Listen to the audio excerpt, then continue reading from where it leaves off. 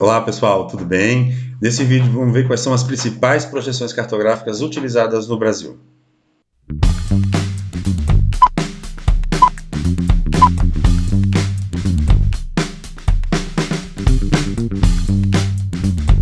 Bem, quais são as principais projeções cartográficas utilizadas no Brasil e o que a gente precisa saber e o que a gente precisa entender delas para utilizar na disciplina de geomática?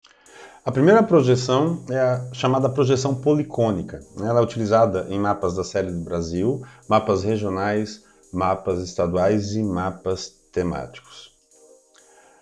Vou dar um exemplo aqui com o mapa político do estado de Santa Catarina. Ele está disponível lá no banco de dados do IBGE. E se a gente olhar, prestar bastante atenção no mapa, aqui nos dados marginais, esse detalhe sendo ampliado,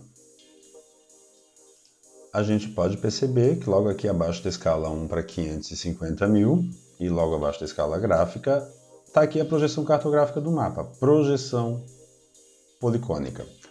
Então todos os mapas políticos dos estados produzidos pelo IBGE, nessa escala aproximadamente, são feitos na projeção policônica.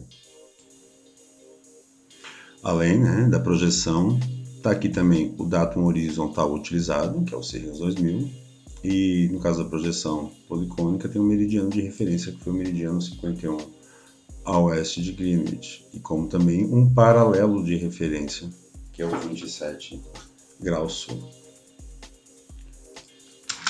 Uma outra projeção também bastante comum da gente encontrar na cartografia mundial, não só brasileira, é a projeção cônica conforme de Lambert. A anterior era a policônica, né? Ela era feita por vários cones como superfície de projeção, e a projeção cônica já é um cone único. Né? Por exemplo, ele é adotado na Carta Internacional do Mundo ao milionésimo. Aquela base de dados que a gente está trabalhando ali no QGIS, originalmente ela foi produzida na projeção policônica. Então eu trago aqui como exemplo a carta Curitiba na escala 1 para 1 milhão, que é um dos fragmentos daquele mapa geral, daquela base contínua que a gente tem trabalhado. E também aqui, nos dados marginais em detalhe, logo abaixo no tal diagrama de localização, ampliando esse detalhe, a gente vê que o sistema de projeção adotado, neste caso, foi adotado a projeção cônica conforme de Lambert. Então é um exemplo da utilização desse tipo de projeção na cartografia brasileira. E também mundial, porque no caso da carta na escala 1 para 1 milhão, o mundo inteiro adotou o mesmo padrão. Né? Na projeção policônica tem alguns detalhes adicionais, que são os paralelos padrões. Está ali 24 graus e 40 minutos sul e 27 graus e 20 minutos sul. São os dois paralelos de referência da projeção policônica. Essa carta está disponível lá no banco de dados do IBGE. Ainda utilizado no Sistema Cartográfico Nacional, a gente tem a projeção cilíndrica equatorial de Mercator. Isso é uma projeção, um tipo de contato entre o cilindro e o esferoide, é um contato tangente. E, por exemplo, ela é adotada na produção das cartas destinadas à navegação marítima da Marinha do Brasil. Vou mostrar para vocês aqui um exemplo de uma carta dessa. Então a gente está vendo aqui à esquerda a carta náutica, chamada Proximidades da Ilha de Santa Catarina. Esta carta está disponível aqui no banco de dados de carta náutica da Marinha. Vocês podem acessar lá o original dela, o formato raster. A carta náutica é destinada à navegação costeira. Então eu lembro que o objetivo da carta náutica são as profundidades. Aqui a gente vê em detalhe, são as profundidades e os elementos costeiros de interesse para a navegação. Então, em detalhe também, aqui embaixo da carta náutica tem os dados técnicos, dados periféricos. Ampliando esses dados técnicos, a gente tem aqui os detalhes técnicos da carta. Então, o nome da carta é Profundidades da Ilha de Santa Catarina, Proximidades, desculpa, da Ilha de Santa Catarina. Escala dela 1 para 100 mil, aproximadamente. E, entre outras informações técnicas, a gente pode perceber aqui a projeção utilizada nessa carta, a projeção de Mercator. Então, mais um exemplo de um sistema de projeção utilizado no Brasil. Não confundir a projeção de Mercator, que ela é cilíndrica, equatorial e tangente, com a projeção cilíndrica transversa de Mercator, ou são as projeções TM. Essa projeção ela é transversa em relação à original de Mercator, que ela é equatorial. Então, a projeção cilíndrica transversa de Mercator, as projeções TM de uma maneira geral, elas são indicadas onde há uma predominância na área a ser mapeada na extensão norte e sul. As projeções transversas de Mercator, elas podem ser basicamente de 3 tipos, né? O que vai depender, claro, vai depender da aplicação, em qual dos 3 tipos das transversas de Mercator a gente vai utilizar, mas a divisão básica entre as projeções transversas de Mercator, elas podem ser as projeções universal transversa de Mercator, que a gente chama usualmente de UTM,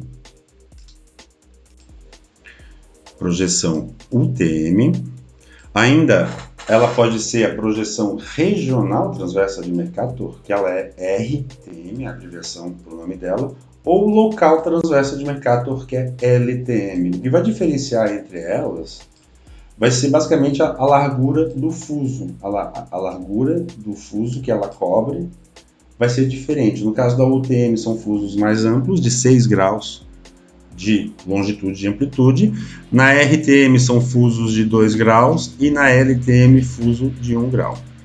Nós vamos se atentar agora em ver todos esses 3 transversas de Mercator, porque no próximo semestre, na disciplina de geodésia, vocês vão estudar isso bastante profundamente. Mas vamos entender as principais características da projeção UTM, que a gente está utilizando, vai começar a utilizar ela a partir de agora. Então, a projeção UTM é um sistema de projeção onde o cilindro, que é a superfície de projeção, tá aqui o cara representado, ele é secante, ou seja, ele intercepta o esferoide ao longo de 2 linhas. E ele é colocado na posição transversa, ou seja, em relação ao equador, o ângulo de 90 graus. A gente tem esse ângulo aqui. Né? E ela tem uma amplitude de fuso de 6 graus, a UTM. Ela é utilizada, essa projeção UTM, é utilizada na produção das cartas topográficas do Sistema Cartográfico Nacional, tanto produzidas pelo IBGE quanto produzidas pela Diretoria de Serviço Geográfico do Exército. Ela ainda é utilizada como referência, como padrão, para órgãos como o INCRA, como muitas prefeituras municipais também em torno do Brasil, muitas delas utilizam como referência a projeção UTM. Então, como exemplo, um material que a gente já está trabalhando, a Carta Topográfica Florianópolis na escala 1:50.000, já mostrei para vocês aonde que a gente encontra essa carta lá no site do IBGE. E também aqui embaixo, nos dados marginais, os dados técnicos, se a gente ampliar isso, olhar de perto, se vocês utilizarem a fonte original, a gente vai ver aqui embaixo da escala gráfica, na escala numérica, temos a escala gráfica, a escala de declividade, distância de curva de nível. Logo aqui abaixo ele fala, projeção universal transversa de Mercator. Como datums, como referências, na superfície de referência, o datum vertical aqui foi utilizado em Bituba, Santa Catarina, que continua sendo a referência vertical, e o datum horizontal aqui está utilizando o sistema antigo, que é o SAD 69. Lembro que hoje o sistema padrão é o SIRGAS 2000. Quando se fala em projeção UTM, vocês vão perceber que todas as referências eles vão trazer uma informação adicional, que é essa que eu vou destacar aqui embaixo. Origem da quilometragem UTM, Equador e meridiano 51 oeste de Greenwich. Acrescidas as constantes 10.000 e 500 km respectivamente.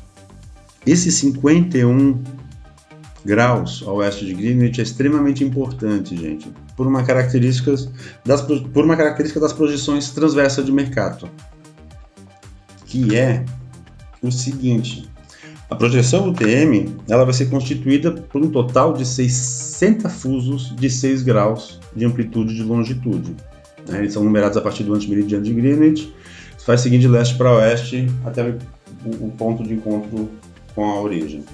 A extensão latitudinal, ou seja, o tamanho dele a partir do Equador é latitude 80 graus sul, como referência, limite máximo. Mais do que isso, a distorção é muito grande, ela não é mais utilizada. E o limite norte é 84 graus norte de latitude. O eixo central que é denominado do meridiano central, aquela informação que estava na carta topográfica dizendo que era 1 para 50 mil, ele vai estabelecer junto com a linha do Equador a origem do sistema de coordenadas de cada fuso UTM. O problema é que cada fuso vai apresentar um sistema único, plano de coordenadas, com valores que vão se repetir em cada um dos 60 fusos, gente. Então isso aqui é um mapa que ele ilustra a posição de cada um das zonas dos fusos UTM. Santa Catarina, ele está no fuso 22, né, que corresponde ao fuso que tem como meridiano central a longitude de 51 graus a oeste. Então, assim, é necessário, para localizar um ponto definido pelo sistema UTM, é necessário conhecer também os valores das coordenadas, claro, e o fuso a qual essas coordenadas pertencem, já que essas coordenadas elas vão se repetir em todos os fusos. Então, sempre que a gente apresenta um valor de coordenada que esteja na projeção UTM, não basta o valor lá da coordenada N e da coordenada E, né, que é o Y e o X. Em UTM a gente chama de X é E e Y é M. Não basta só o valor da coordenada. A gente tem que dizer de qual dos 60 fusos essa coordenada pertence. E de que forma que a gente apresenta isso, indicando ou o nome, o número do fuso, no caso Santa Catarina, fuso 22, ou o meridiano central, a linha de longitude que é o eixo desse fuso. Vendo em detalhe um dos fusos UTM, nesse caso está ilustrado o fuso 31, que corresponde ao meridiano central 3 graus a leste. Então a gente tem que os limites vão ser separados sempre por meridianos de 6 graus, o centro, o meridiano central, neste caso aqui deu UTM 3 graus leste, isso corresponde à zona UTM 31.